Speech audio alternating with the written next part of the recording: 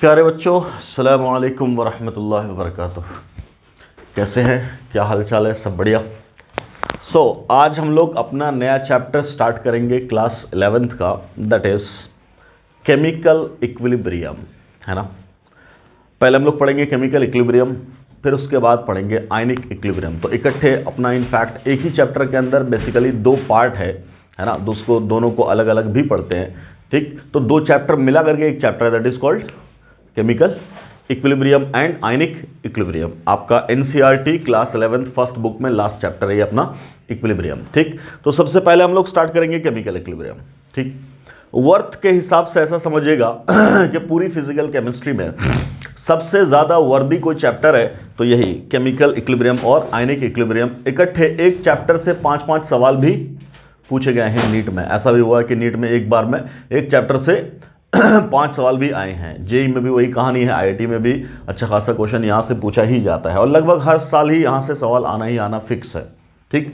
इसलिए मार्क्स की बेसिस पे भी ये चैप्टर अपने आप में बहुत ज्यादा इंपॉर्टेंस रखता है। बट उससे पहली बात, साइंस के एतबार से अगर हम बात करें तो भी इस चैप्टर का अपना बहुत बड़ा इंपॉर्टेंस है, अपना बहुत बड़ा रोल है इनफैक्ट, है कि नहीं। तो पहला मुद्दा यही कि हम इक्विलिब्रियम पढ़ते ही क्यों हैं, या वो लोग जो रिपीटर अगर देख रहे होंगे इस लेक्चर को तो उनसे मेरा सवाल है कि आपने इक्विलिब्रियम पढ़ के क्या सीखा। जो लोग पढ़ रहे हैं शुरू में पहली बार, उनके लिए बात है कि हम क्यों पढ़ रहे हैं चैप्टर। जो पढ़ चुके हैं उनसे यह सवाल है कि आपने अगर इक्विलिब्रियम पढ़ लिया है तो वो पढ़ के क्या सीखा आपने, पूरे चैप्टर में आपने सीखा क्या, है कि नहीं। क्या मकसद है, क्या मुद्दा है, इस चैप्टर का असल रूह क्या है कि नहीं। सोल क्या है इस चैप्टर का, है कि नहीं। क्या सीखा आपने इस चैप्टर से, तब क्या बात करेंगे। इस पूरे चैप्टर में हम लोग आगे बढ़ते चला जाएंगे, अलग अलग चीजें पढ़ते चले जाएंगे, है ना। बिल्कुल बेसिक से शुरुआत करेंगे, ठीक है। बट पूरा चैप्टर पढ़ने के बाद एक चीज पहुंचेंगे, हम लोग पढ़ेंगे इक्विलिब्रियम कांस्टेंट। क्या बोलेंगे? Equilibrium constant, that is called KEQ। इसी को अलग अलग नाम देंगे, कहीं इसी का नाम KC होगा, कहीं इसी का नाम KP होगा, कहीं इसको KX बोल देंगे, है ना, कहीं इसी को KN बोल देंगे। क्लियर है। आयनिक में जाएंगे तो यही कभी KW बन जाएगा, है ना। सॉल्ट हाइड्रोलिसिस में ये KH बन जाएगा, सॉल्युबिलिटी में ये KSP बन जाएगा। क्लियर है। आयनिक प्रोडक्ट में ये KIP बन जाएगा। समझ में आ रही बात? क्लियर है। ये सारी चीजें क्या है, इक्विलिब्रियम का ही अलग अलग शक्ल है, अलग अलग क्या है, शक्ल है। उसी को हम लोग क्या बोल रहे हैं, इक्विलिब्रियम कांस्टेंट को अलग अलग नाम दे रहे हैं। कोई दिक्कत? ठीक। तो ये सब है क्या, बेसिकली एक कांस्टेंट जिसको बोलते हैं इक्विलिब्रियम कांस्टेंट, और इसी का अपना सबसे बड़ा रोल होता है। क्या हर रिएक्शन के लिए इक्विलिब्रियम कांस्टेंट की वैल्यू अलग आती है। अभी घबराने की बात नहीं, जो बिगिनर है उनको घबराने की बात नहीं है। अचानक हमने क्या शुरू कर दिया, मैं ओवरऑल बात कर रहा हूं, जो मैंने पूछा ना क्या है। तो ये जो वैल्यू है ना, इसकी वैल्यू जब तुम आगे बढ़ोगे चैप्टर में तो तुम देखोगे कहीं इसकी वैल्यू क्या होगी, कहीं इसकी वैल्यू क्या होगी 1, कहीं इसकी वैल्यू क्या होगी 10 की पावर 5, कहीं इसकी वैल्यू क्या होगी 10 की पावर 39, कहीं इसकी वैल्यू क्या होगी 10 की पावर -27, ऐसा अलग अलग, कहीं 10 की पावर -15। ये सब वैल्यूज मिलेंगे किसकी, इक्विलिब्रियम कांस्टेंट के। इन सब का बेटा अपना अपना रोल है, अपना अपना रोल है। इन सब का एक मतलब है। क्या मतलब है? इक्विलिब्रियम कांस्टेंट की वैल्यू ही बताता है कि कोई भी रिएक्शन जो आगे बढ़ रहा है कितना आगे बढ़ जाएगा। हम बोल रहे हैं ये रिएक्टेंट है और ये प्रोडक्ट है, इन दोनों के बीच की बात हो रही है। कहां जाके रिएक्शन रुकेगा, शुरुआत किया था आपने, let the initial concentration is C। यहां 0 था शुरुआत में, यही तो घटेगा और ये बढ़ेगा। तो बढ़ते बढ़ते बढ़ते बढ़ते रिएक्शन जो बढ़ा तो कहां जाकर के रिएक्शन रुका, इनफैक्ट रुकता कभी भी नहीं है। देखेंगे ये बात भी कैसे कैसे नहीं रुकता है, क्या मतलब है इनफैक्ट। तो बोलेंगे कब जाकर के न इसका कोई चेंज हो रहा न इसका कोई चेंज हो रहा, तो उसको बोलते रुक गया। हालांकि रुकता नहीं है, उस वक्त भी ये चेंज हो रहा होता है, ये चेंज हो रहा होता है, बट जितना चेंज ये हुआ उतना ये चेंज हो जाता है, तो इसलिए नेट इफेक्ट 0 हो जाता। क्लियर।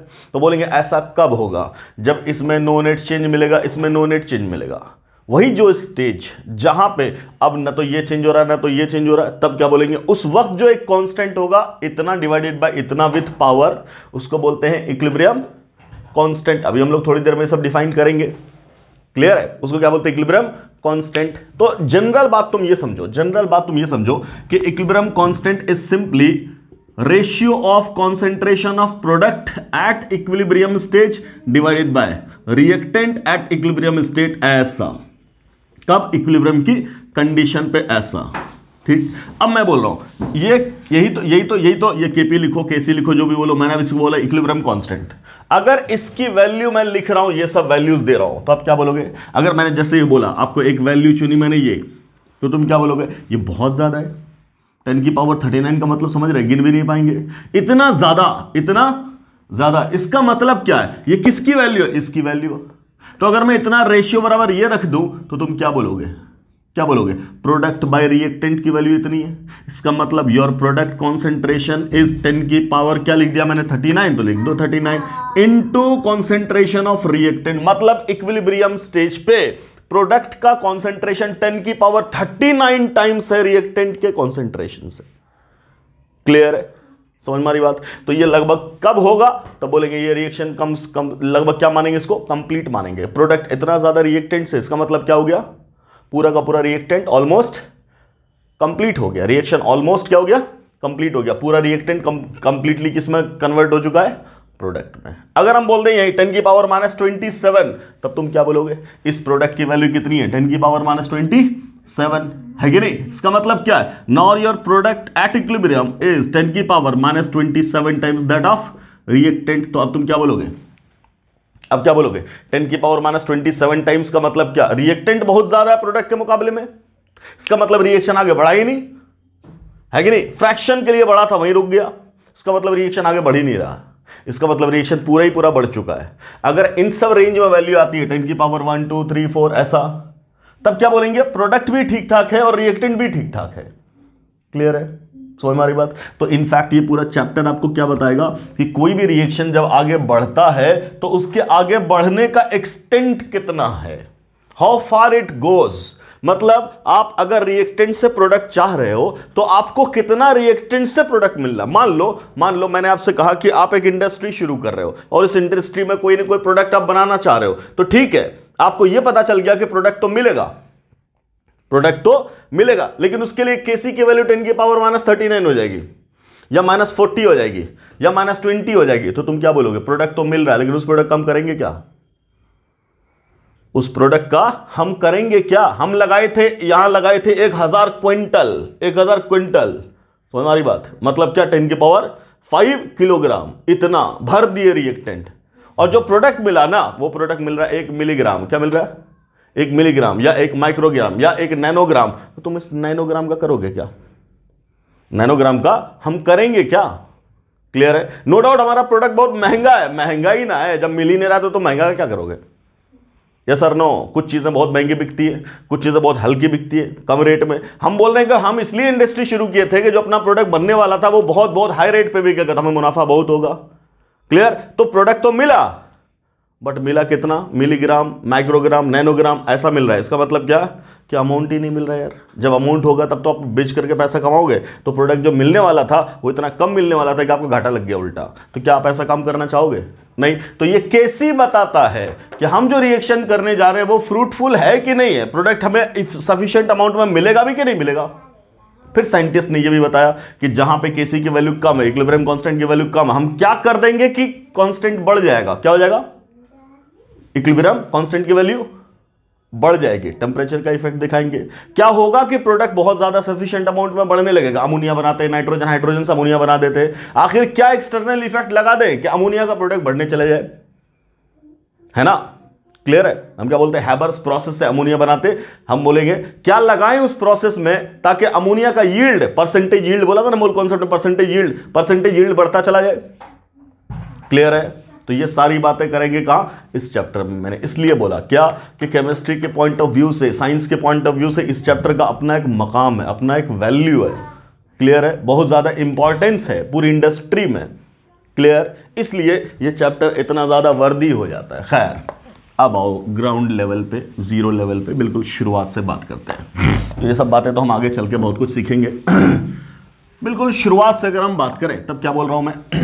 सबसे पहली बात कि इक्विलिब्रियम की जब भी बात आएगी तो इक्विलिब्रियम एक स्पेसिफिक टाइप ऑफ रिएक्शन में होगा, और उस स्पेसिफिक टाइप ऑफ रिएक्शन को बोलते हैं हम लोग रिवर्सिबल रिएक्शन। क्या बोलते हैं? Reversible reaction. उस स्पेसिफिक टाइप ऑफ रिएक्शन को क्या नाम देते हैं? Reversible reaction. फिर मैं आपसे बोल रहा हूं क्लास 10th में क्या बोला था आपने? आपने बोला था chemical reaction and their equation, पढ़ा था ना चैप्टर नंबर 1। तो मैं वहीं से शुरू कर रहा हूं। रिएक्शंस, क्या बोला आपने कि रिएक्शंस अलग अलग टाइप के थे। एक को नाम दिया आपने कॉम्बिनेशन, एक को नाम दिया डिकम्पोजिशन, एक को नाम दिया डिस्प्लेसमेंट, एक को नाम दिया डबल डिस्प्लेसमेंट। ये सर नो एक इस कैटेगरी पे। फिर बोला आपने रिडॉक्स एक्सेट्रा एक्सेट्रा, फिर बोला एंडो एक्सोथर्मिक एक्सेट्रा एक्सेट्रा। तो अलग अलग टाइप का क्लासिफिकेशन था। एक क्लासिफिकेशन इस टाइप से भी तो होगा क्या? डायरेक्शन की बेसिस पे। डायरेक्शन की बेसिस पे क्या? आपने रिएक्टेंट लिया और प्रोडक्ट मिल गया, प्रोडक्ट वापस नहीं आया। क्लियर? ऐसा एक रिएक्शन। दूसरा ऐसा लिया, ये रिएक्टेंट लिया, क्या बन गया? प्रोडक्ट, और फिर प्रोडक्ट भी वापस रिएक्टेंट में आने लग गया। प्रोडक्ट भी वापस रिएक्टेंट में आने लग गया। तो ये भी तो एक टाइप ऑफ रिएक्शन है। क्या दोनों टाइप ऑफ रिएक्शन सेम है? तब बोलेंगे बिल्कुल नहीं, दोनों टाइप ऑफ रिएक्शन क्या है? बिल्कुल डिफरेंट है। दोनों क्या है? डिफरेंट है। क्या डिफरेंस है? बोलेंगे डायरेक्शन, है कि नहीं, कि किस डायरेक्शन में ये प्रोसीड कर रहा है। तब क्या बोलेंगे? बिल्कुल डिफरेंट। ये तो सिर्फ एक ही डायरेक्शन में जा रहा है, उसको क्या बोल रहे हैं? दोनों डायरेक्शन में जा रहा है। क्लियर? ऐसा रिएक्शन जो एक ही डायरेक्शन में प्रोसीड करे, ऐसे वाले को बोलते हैं हम लोग इर्रिवर्सिबल रिएक्शन। क्या बोलते हैं? Irreversible reaction. समझ में आ रहा है? क्लियर? ऐसा रिएक्शन जो दोनों डायरेक्शन में जाए, ऐसे को हम लोग क्या बोलते हैं? Reversible reaction. क्या बोलते हैं? Reversible, able to get reversed, reversible reaction. समझ रहे हो? क्लियर? और जो अपना पूरा चैप्टर है केमिकल इक्विलिब्रियम, उसमें यही पढ़ना है। मतलब ये नहीं पढ़ना है, ये नहीं पढ़ना है तो पहले इसको हम खत्म कर दें थोड़ा सा डिस्कशन करके। क्लियर? लिखो, सबसे पहले लिखो irreversible reaction. irreversible reaction which proceed in reaction which proceed in reaction which proceeds in single direction only, which proceeds in single direction only is called reaction which proceeds in single direction या one direction only is called irreversible reaction, is called irreversible reaction। ऐसे reaction को हम लोग क्या नाम देते हैं? irreversible reaction। सुनो, यहाँ आवाज हो रही, क्लास ले रहे ना। irreversible reaction। क्लियर है बेटा? ऐसा रिएक्शन क्या होगा? एक ही डायरेक्शन में प्रोसीड करेगा, इसको क्या बोलेंगे हम लोग? irreversible reaction। ठीक है? क्या बोला हमने? हम कह रहे हैं कि A से अगर सिर्फ B मिला, क्लियर है, एक ही डायरेक्शन में, B वापस नहीं आया, तो रिएक्शन को क्या बोलेंगे? रिएक्शन को क्या बोलेंगे? इर्रिवर्सिबल। क्लियर? आराम से। मैंने बोला ये 10 मोल था, ये 0 मोल था। थोड़ी देर के बाद ये 5 मोल हो जाएगा, तो ये भी 5 हो जाएगा। थोड़ी देर के बाद ये 2 हो जाएगा, तो ये 8 हो जाएगा। जो यहां से जा रहा है वही तो वहां बन रहा है। थोड़ी देर के बाद ये 0 हो जाएगा, तो ये 10 हो जाएगा। यही ना? यही ना? क्लियर? इसका मतलब एक टाइम आएगा जब A 0 हो जाएगा। बोलो ये सर नो? एक वक्त आएगा जब A 0 हो जाएगा। क्लियर? उसी वक्त को तो बोलोगे at this stage reaction is complete. अब क्या बोलोगे? Reaction is complete. बोलो ये सर नो? बोलेंगे। जब रिएक्टेंट ना बचे तब क्या बोलते हैं उसको? रिएक्शन को कंप्लीट। ओके, मान लो मैंने बोला A plus B giving C, A plus B giving C। ऐसा रिएक्शन है कि अब more than one reactants are present. ऐसा हमने बोला ये 10 मोल, ये 10 मोल। क्लियर? इनिशियली तो ये 0, यही दोनों तो बन के जा रहा है। अगर दोनों का कोएफिशिएंट बराबर रख दिया मैंने, तो दोनों साथ खत्म होगा, क्योंकि अमाउंट भी सेम है। ये 0 हो गया, ये 0 हो गया, तो यहां कितना बनेगा? 10। क्लियर? Reaction completed. अगर मैंने बोला लेट इट इज A और ये बोला B, यहां बोलोगे C। क्लियर? यहां मैंने बोला ये 10, ये 20, ये 0। अब बोल क्या बोलोगे?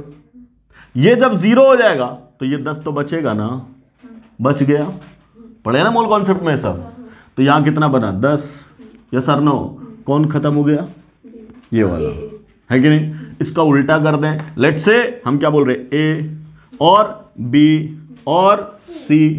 अब बोले ये है 20 मोल और ये है 15 मोल और ये है 0, तो तुम बोलोगे ये खत्म होगा, ये 5 मोल बच जाएगा और ये 15 मोल बनेगा। बोले बेटा ये सर नो, पहला केस ये था दोनों खत्म, दूसरा ये केस है जब ए आपका खत्म हुआ, तीसरा ये केस है जब आपका बी खत्म हुआ। इसका मतलब क्या है, इर्रिवर्सिबल रिएक्शन में हमें क्या दिख रहा है कि रिएक्टेंट हर हाल में खत्म तो होगा ही। अगर सिंगल रिएक्टेंट सिस्टम था तो that will be completely consumed. अगर more than one reactants are present तब उनमें से कोई एक तो जाएगा ही, या ऐसा भी हो सकता है कि दोनों ही चला जाए। ऐसा हो ही नहीं सकता क्या कि दोनों का दोनों रिएक्टेंट बच जाए और तुम उसको बोलो reaction is complete. Clear? Reaction complete कब बोला जाएगा, जब आगे बढ़ना बंद हो गया। आगे बढ़ना कब बंद हो जाएगा, जब दोनों में से एक रिएक्टेंट कंप्लीटली कंज्यूम हो जाएगा। क्लियर? इसका मतलब irreversible reaction is always 100% complete. Clear? पहला पॉइंट क्या बोलेंगे, irreversible reactions are always 100% complete. तो लिखना इर्रिवर्सिबल रिएक्शंस आर या ऑलवेज गो फॉर कंप्लीशन। बोलेंगे दैट इज, मतलब कंप्लीशन का मतलब क्या, that is reactant is completely consumed. Clear? Okay. यहां तो कोई लिमिटिंग रिएजेंट की बात नहीं हो रही, बट एक से ज्यादा जब रिएक्टेंट होगा तब तुम क्या बोलोगे, there may be limiting and excessive reagent. Clear है? ठीक, क्या बोलेंगे, concept of limiting reagent and excessive reagent बोलो इज वैलिड। ओह, इसको बंद नहीं किया था, एक मिनट।